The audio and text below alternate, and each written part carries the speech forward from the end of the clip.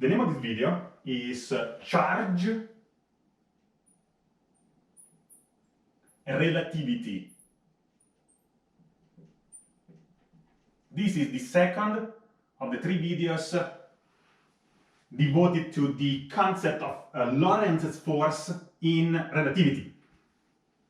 So let us consider the same quasi-filiform wire we considered in the previous video called Lorentz force relativity. But now we want to be in a different reference frame, that is the one of the particle which was moving, the point-like particle with charge minus q, moving at velocity v naught. Therefore, let's sketch it here. This is the backhand cross-section of the quasi-filiform wire.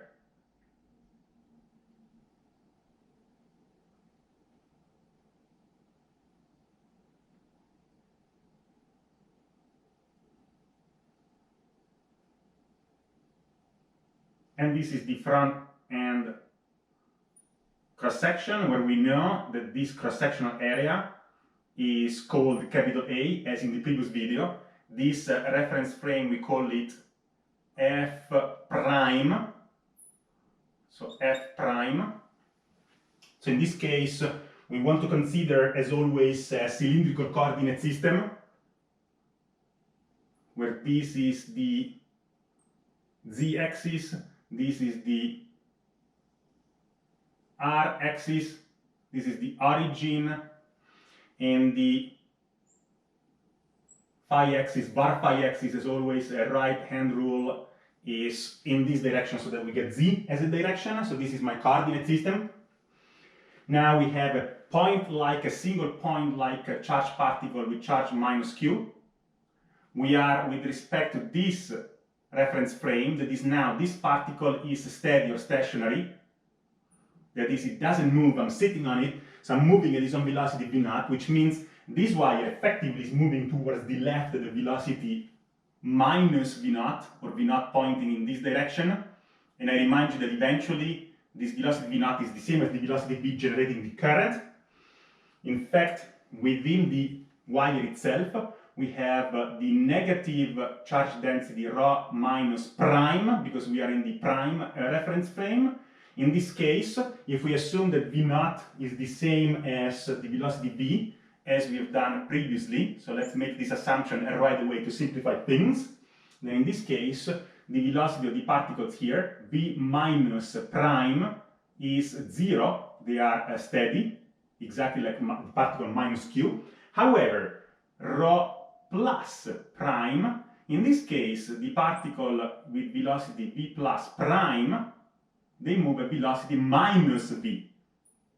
So now ρ minus prime are steady, stationary, whereas ρ plus prime are moving. The role of plus and minus has been inverted when going to the reference frame f prime. Therefore, by definition, there is a steady current which is carried by the wire in this direction, and this is what we call I prime, due to the moving ρ plus prime particles. So that's what we have here. Now, let's make a little table down here, where on the left we have the original reference frame f, which we have seen in the previous video, and here on the right I have f prime. And so let's suppose that in this table we begin to investigate what happens between these two reference frames to the mass m associated with this particle, if it has a mass. In f prime, m prime, due to relativity, will be equal to m divided by alpha, where alpha is a relativistic coefficient equal to the square root of 1 minus v squared divided by c squared, which is the square of the velocity of the speed of light. All right, what about the charge? As it turns out, if the particle has a charge q or minus q, let's say the absolute value q in f prime, q prime happens to be exactly the same as q. So this is a principle, and this principle basically tells us that the charge is a scalar invariant with respect to any inertial reference frame. So it does not depend on is independent from the reference frame. So that's the beauty of charge, and this is an experimental evidence So this is always true. It's a principle of physics, which is different, obviously, from what happens to mass. Mass changes in these reference frames. Charge does not. What about a distance L? If I go from L to L prime will shrink, and that's why I've done it shorter than the previous wire by means of this coefficient. So it's equal to L alpha. Since the motion happens in the z direction and the wire is quasi-filiform, in that case, the area A gets transformed into the area A prime, which is exactly equal to A. So there is no transformation with respect to the radial directions, because there is no motion in those directions. So this is the table you want to consider here of special relativity. Okay, the special relativity table here.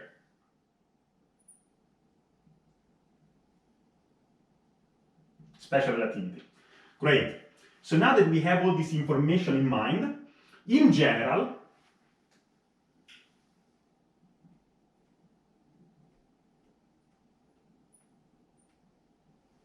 what happens to charge? We know that charge is maintained equal between different reference frames. Therefore, if Q in the F frame in general is given by some certain density ρ times a length times an area, it has to be equal to Q prime, which is given by ρ prime times L prime times A.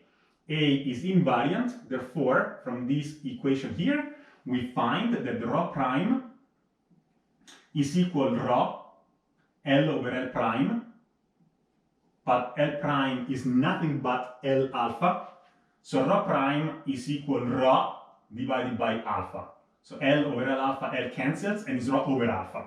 Ρ over alpha, this is the fundamental equation in general relating a charge density prime with a non-prime one. Now here there are some caveats. You need to be particularly careful, because ρ prime is the one which is actually moving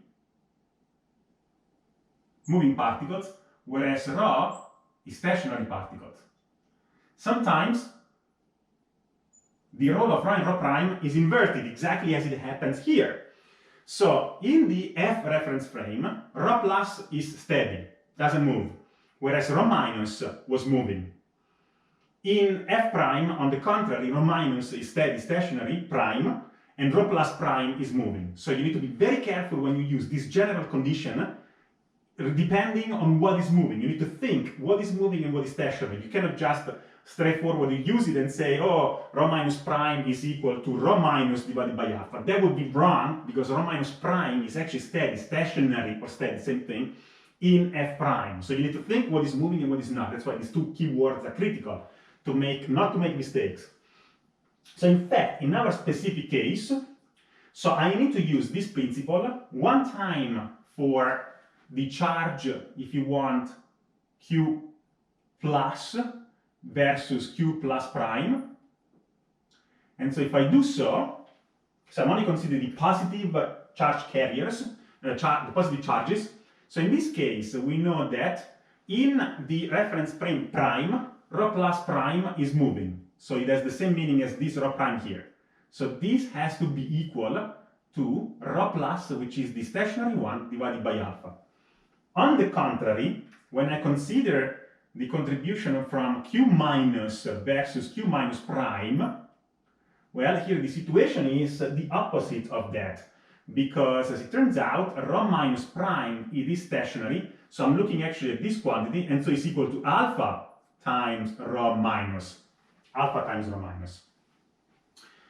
Yet we know that ρ plus ρ minus in the F frame has to be equal to 0 because it's uncharged, and so ρ minus we can always rewrite it as minus ρ plus. So we can use this in the next step, which is, in our case now that we computed this equation for the positive charges and the negative ones, we can sum them up to obtain the total density ρ prime for the wire in the F prime frame. So for the wire, ρ wire prime, I put the subscript to distinguish it from this. This is a generic equation, this is specific to the wire now. So this has to be equal to ρ plus prime plus ρ minus prime, which is given by ρ plus divided by alpha plus rho minus prime, which is alpha rho minus, but this is minus, from this definition, alpha times rho plus. So we can factor out rho plus, and we obtain 1 over alpha minus alpha times rho plus, and so we obtain in the denominator alpha 1 minus alpha squared times rho plus, and so this gives us eventually that rho w prime is equal, if we substitute this definition of alpha, which is the root of 1 minus v squared over c squared, we obtain 1 minus 1 cancels out, minus minus plus, so we obtain v squared divided by c squared, coming from this, divided by alpha, so we have an alpha still down here, times rho plus. So this quantity clearly shows that now in the reference frame f prime, it so happens that the wire appears is actually charged. So the wire is charged, is not uncharged anymore, it's charged in f prime. This is a beautiful result of relativity, which tells us again that the charge density is equal in the wire in the prime system is v squared over alpha c squared times rho plus. So the wire appears to be it is charged in this frame of reference, in this reference frame. So now we will use this concept to attempt to find in f prime the force acting on minus q, which we know from the principle of relativity, from Maxwell's equations, needs to give the same result. Okay? And so that's the content of the next video. So to summarize this video, charge relativity, we consider the same wire as in the video Lorentz laws relativity. However, we now sit together with the particle minus q, so we move at velocity v naught, therefore effectively for us the wire moves at velocity minus v naught, so v naught in this direction. So the role of rho minus and rho plus in this prime system gets inverted. The minus prime charges are fixed, whereas the plus prime are moving, and we assume again that v is equal to v naught for simplicity.